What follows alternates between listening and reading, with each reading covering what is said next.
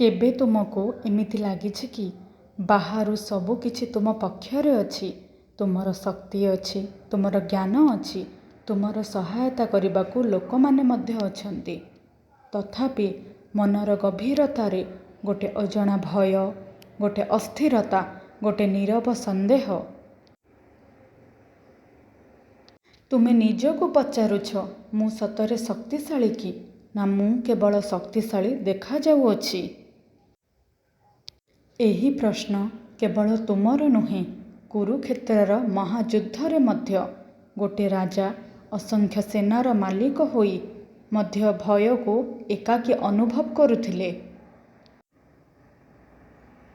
ଆଜିର ଏହି ଶ୍ଲୋକ ସେହି ଲୁଚିଥିବା ସତ୍ୟକୁ ପ୍ରକାଶ କରିବ। ସେହି ସତ୍ୟ ଯାହା ତୁମର ଜୀବନକୁ ମଧ୍ୟ ପରିବର୍ତ୍ତନ କରିପାରେ। ଜୀବନରେ ଏମିତି ସମୟ ଆସେ ଯେତେବେଳେ ସବୁ କିଛି ଆମ ପକ୍ଷରେ ଥାଏ। ଲୋକମାନେ ଆମକୁ ଶକ୍ତିଶାଳୀ ଭାବନ୍ତି, ଲୋକମାନେ ଆମକୁ ଆତ୍ମବିଶ୍ୱାସୀ ଭାବିଥାନ୍ତି। କିନ୍ତୁ କେହି ଦେଖିପାରୁନାହାନ୍ତି ଆମ ଭିତରେ ଚାଲିଥିବା ସେହି ନୀରବ ଯୁଦ୍ଧକୁ। ଏକ ଅଜଣା ଭୟ, ଏକ ଅଜଣା ସନ୍ଦେହ ଯାହା କେବଳ ଆମେ ଅନୁଭବ କରୁ। କାରଣ ସତ୍ୟ ଶକ୍ତି ବାହାରେ ନୁହେଁ, ସତ୍ୟ ଶକ୍ତି ସବୁବେଳେ ଭିତରେ ରହିଥାଏ। ଏବଂ ଯେତେବେଳେ ଭିତରେ ଅସ୍ଥିରତା ଥାଏ, ବାହାରର ସମସ୍ତ ଶକ୍ତି ନିର୍ବଳ ଲାଗିବା ଆରମ୍ଭ କରିଥାଏ। ଏହି ସତ୍ୟକୁ ଆଜିର ଶ୍ଲୋକ ପ୍ରକାଶ କରୁଅଛି। ଅପର୍ଯ୍ୟାପ୍ତଂ ତଦସ୍ମାକଂ ବଳଂ ଭୀଷ୍ମାଭିରକ୍ଷିତଂ ପର୍ଯ୍ୟାପ୍ତଂ ତ୍ୱିଦମେତେଷାଂ ବଳଂ ଭୀମାଭିରକ୍ଷିତଂ। ଅପର୍ଯ୍ୟାପ୍ତମ୍ ଅର୍ଥାତ୍ ପୂର୍ଣ୍ଣ ନୁହେଁ। अस्माकं ବଳମ୍ ଅର୍ଥାତ୍ ଆମର ଶକ୍ତି। ଭୀଷ୍ମାଭିରକ୍ଷିତମ୍ ଅର୍ଥାତ୍ ଭୀଷ୍ମଙ୍କ ଦ୍ୱାରା ସୁରକ୍ଷିତ ହେଲେ ମଧ୍ୟ। ପର୍ଯ୍ୟାପ୍ତମ୍ ଅର୍ଥାତ୍ ପର୍ଯ୍ୟାପ୍ତ। ଏତେଷାଂ ବଳମ୍ ଅର୍ଥାତ୍ ସେମାନଙ୍କର ଶକ୍ତି। ଭୀମାଭିରକ୍ଷିତମ୍ ଅର୍ଥାତ୍ ଭୀମଙ୍କ ଦ୍ୱାରା ସୁରକ୍ଷିତ ହୋଇଥିବା। ଏହି ମୁହୂର୍ତ୍ତରେ ଦୁର୍ଯ୍ୟୋଧନଙ୍କ ପାଖରେ ବଡ଼ ସେନା ଥିଲା, ଭୀଷ୍ମଙ୍କ ଭଳି ମହାନ ଯୋଦ୍ଧା ମଧ୍ୟ ଥିଲେ। ତଥାପି ତାଙ୍କ ହୃଦୟ ଭିତରେ ଏକ ଭୟ ଜନ୍ମ ନେଇଥିଲା।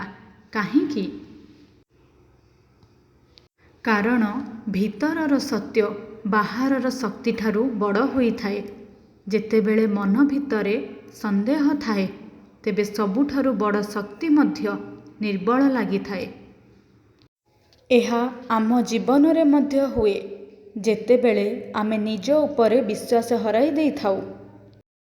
ଶ୍ରୀକୃଷ୍ଣ କହିଛନ୍ତି, ଜୀବନରେ ସତ୍ୟ ଶକ୍ତି କେବେ ବାହାରୁ ଆସେ ନାହିଁ। ସତ୍ୟ ଶକ୍ତି ସବୁବେଳେ ଭିତରୁ ଆସିଥାଏ।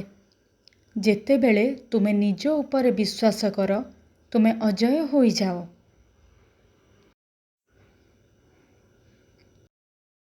ନିଜ ଉପରେ ବିଶ୍ୱାସ ରଖନ୍ତୁ, ଦେଖିବେ ଭୟ ଆପେ ଆପେ ଚାଲିଯିବ।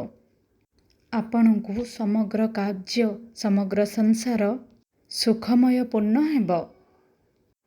ଆଜିଠାରୁ ବାହାରର ପରିସ୍ଥିତିକୁ ଦେଖି ନିଜକୁ ନିର୍ବଳ ଭାବନି। ନିଜ ଭିତରକୁ ଦେଖ, ସେଠାରେ ଅସୀମ ଶକ୍ତି ଅଛି।